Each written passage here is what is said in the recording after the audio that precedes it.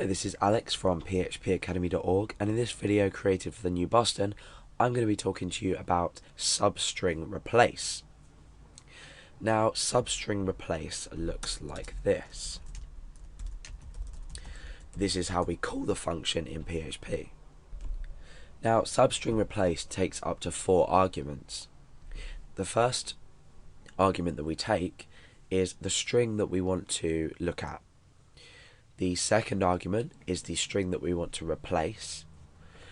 The third argument is where we want to start, and the fourth argument is where we want to end. How many characters, or how many, I guess, length, if you like, the length of the replacement. Now, let's have a look at what it basically does first. Substring replace, like I said, is a combination of substring and str replace. So we have substring in PHP, which will return a specific part of a string. So we could specify in a string, let's say, if we had a string Alex, if I wanted to start at 0, 1 and go 2 characters, we would return EX. So that's substring. Str replace will find a string within a string and it will replace it with a specified string. So substring replace is really a combination of these two functions. So why would we need this? We'd need this because we're searching for something, but then what we're then doing is we're replacing the string with a specified amount of data. So for example, if you wanted to cut a string in half, this would be a function to use. If you wanted to say, if you wanted to cut a string in half, you could use substring. But with substring replace, it will search for a string, but only within a specified portion of a string. So let's create a string now that we can work with to show this example off. I'm going to choose this part don't search. Let's just put a slash there. This part search. Now, what's the idea of this example? I'm going to not include this part of the string.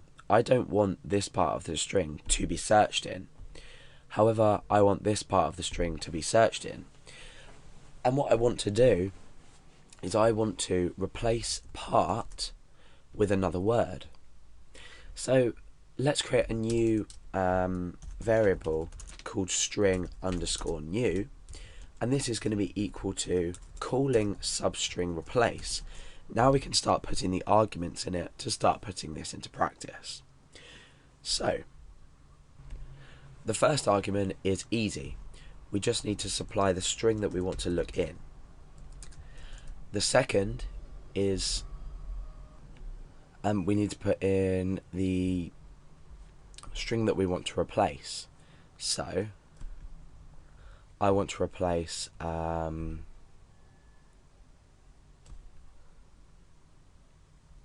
part, this word here, with something else. So let's just say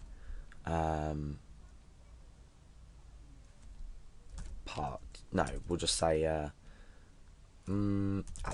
I can't think of any better examples. So the next argument we need to give is where to start looking. So or where we want to replace. So if we count up the characters, we're going to say 0, 1, 2, 3, 4, 5, 6, 7, 8, 9, 10, 11, 12. I'm not sure if that's counted. 13, 14, 15, 16, 17, 18, 19, 20, 21, 22, 23, 24, 25, 26, 27, 28, 29. So this will either be 29 or 30, I think. And then how many characters or the length of where we want to search, and that's 4 because we've got 4 characters in part. So let's have a look now at string new and see what's happened. it's quite hard to come up with an example with something for this, but when you do need it, you'll say, oh, that would be useful. So yeah, okay, so this has worked. I counted correctly. So now we're saying this part don't search, this Alex search. So we haven't actually searched, but we've rather specified where we want to replace within the string. Now, why would this be useful, and where would this be useful in a real life example?